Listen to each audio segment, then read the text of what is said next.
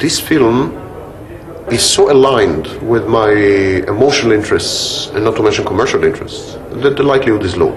But only because of that, not because I like you, not because I would not hesitate to inflict on you grave professional and financial damage. If you forgot to put something in there, or if you left anything open-ended, or if you left anything to the goodwill of the narcissist or the psychopath, he will fuck you over, if only for the kick of it. I believe Sam when he says this, but I've got my camera, a good team, some smarts, a lucky hat, and a home address a long way from Macedonia. It's a dangerous combination of naivety and arrogance, I know, but I reckon I can handle it. Doesn't mean I'm not worried about the potential long-term fallout. I don't particularly enjoy doing the video diary thing. It's not really my thing. But I do want to remember what I'm feeling at any particular time during this adventure, because part of me is worried that I'm in some way going to be changed for the worse by this encounter.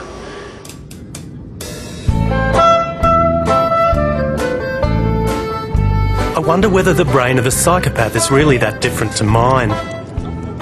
Most of all, I'm just curious what it's like to be around one, up close and personal, to find out what happens when they drop their mask. And I've convinced myself I need to capture this on video. Like Sam, I've read all the books, but it seems to me the scientists can only tell us so much.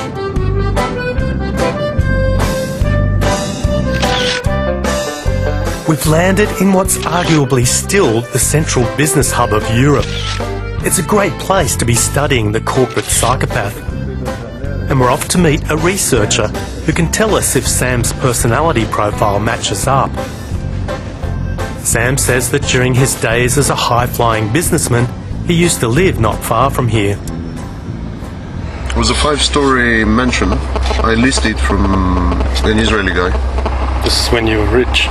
This is when I was rich, and a far more malignant narcissist than I am now, which is difficult to imagine, I know, but still. I hired a butler. I stole the butler from Faye Dunaway. He was Prince Charles's butler. It might well be true that Sam once had a posh English butler. But what I want to know is, does he really have what it takes to be a successful psychopath?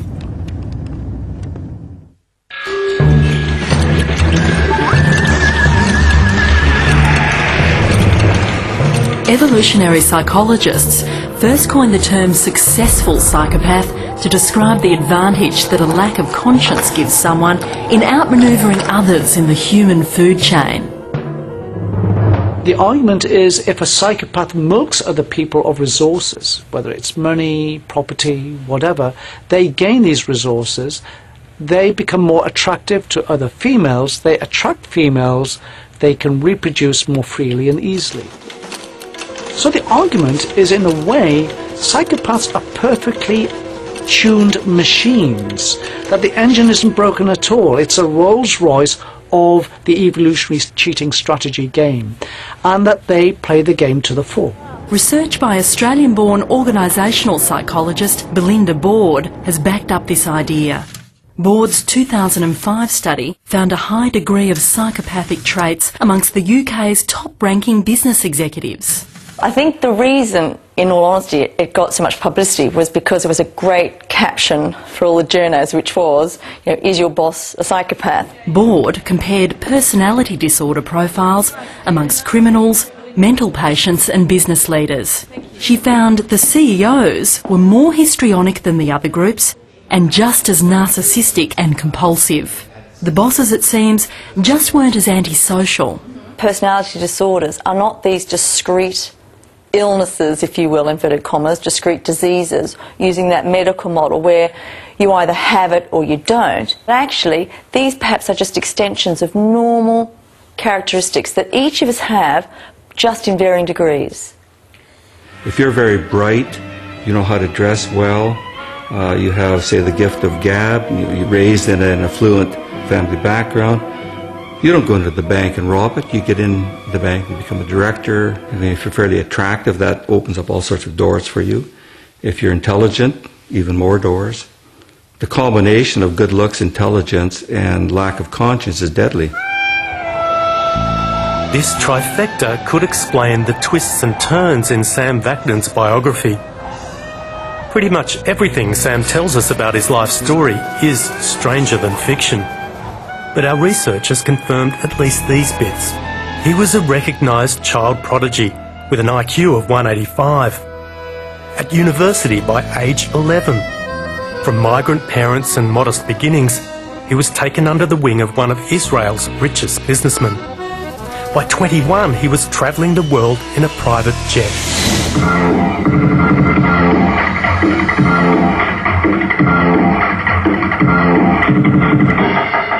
Later, he struck out on his own as a dot-com entrepreneur.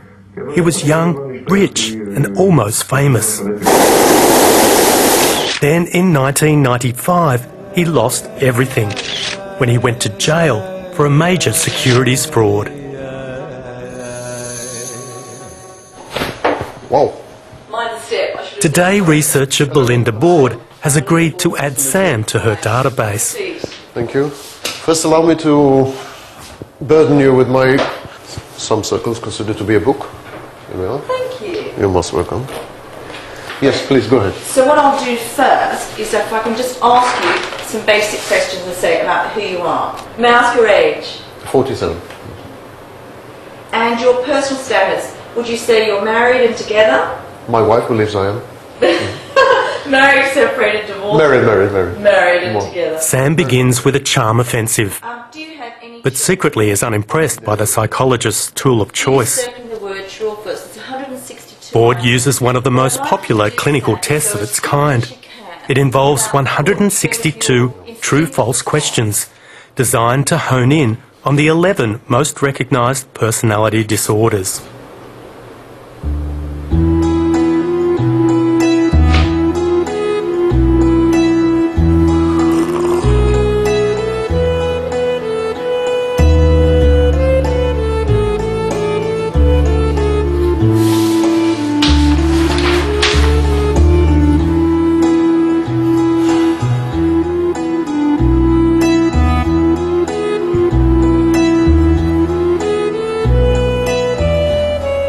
Narcissist. I like to know important people because it makes me feel important. One of the diagnostic criteria. True. I'm not subverting the test. I'm just for the sake of the film, I'm reading aloud some questions and explaining what they pertain to. Don't worry, I'm not altering the responses. Things have gone pretty swimmingly till now, but a seemingly minor query about Sam's educational qualifications sparks a dispute which threatens to derail the day's proceedings. Why don't I ask you, what's the highest degree you've ever attained? PhD. A PhD. And where was that from? At Pacific University. Because I went on to your website to try and look at the connection and I couldn't make it connect. Connect between what and whom? You know, when it says click on here. Oh, that's for brain badge, possibly. No, on your PhD, and it just wouldn't link through. Oh. Was your dissertation published? Yes, it's in the Library of Congress. If you go to the Library of Congress, you search for Sam Vaknin. You'll find my dissertation and the defense. And what was the dissertation on? Time asymmetry. The concept of time asymmetry. Right. I did a PhD, I defended it in 1983, and the copy was deposited in the Library of Congress. Sam's ruffled by Belinda's doubtfulness, but he waits till our cameraman's left the room to voice his displeasure, and I'm left reaching for the camcorder. Yeah, shut it off. So it was a bit of a stupid exchange. Where's the university? Why you couldn't click on the link? What link? I'm sure there's no link whatsoever. I don't know what she's talking. Why you couldn't click on the link? Where can I see your PhD? What gives you the right to ask to see my PhD? Where can I see your academic degree? You have history. You have my CV. Is it a proof? You don't believe the point. You believe her. You don't believe Sam and you believe her. And what does it show? That you have okay, psychopath, he must lie. It doesn't sound well. Yes, psychopaths lie to obtain goals. They don't lie just to lie, they lie to obtain goals. If a psychopath sees a woman and he wants her money, he would lie to her that he loves her. If a psychopath wants to obtain a job, he would lie that he has a PhD in conjunction with the job.